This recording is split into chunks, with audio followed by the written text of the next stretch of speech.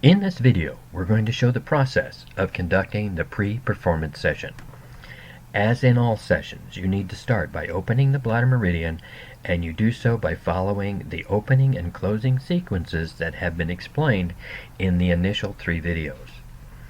As we come into the finishing of the 3rd tracing of the bladder meridian, you'll notice that the horse does shake. This is an excellent example as to why you need to keep 2 hands on your horse at all times while tracing the bladder meridian. By keeping both hands on your horse during this process, it will maintain the bond that's been created during the opening or closing process. If you lose all contact with your horse during either of these 2 processes, you will have to restart the entire process at square one.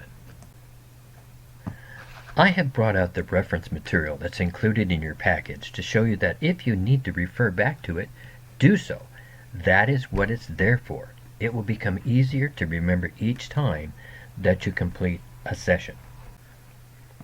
Starting at point 1, and you only need to hold the torch directly onto the spot for 10 to 15 seconds for it to be effective for the pre-performance session. Moving on to point 2, is where the front of the saddle makes contact with the area of your horse's withers, again for only 10 to 15 seconds, dropping almost straight down to point 3, which is in the area of the cinch, again working through the required time.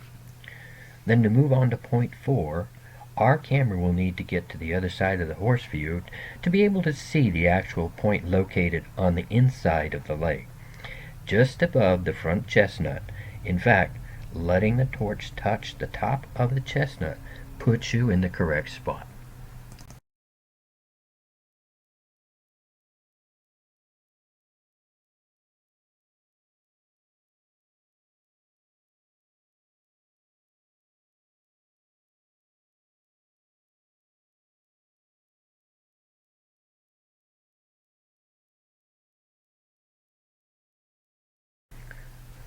Next, we need to come back to the other side of the horse to continue on to point 5, which is located at the top of the knee joint.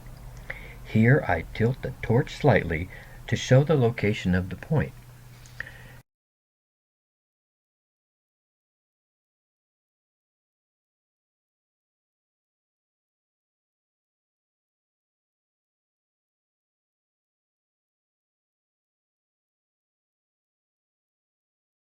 Next, we go further down the leg of the horse to the fetlock joint, and in the center of that joint is point 6.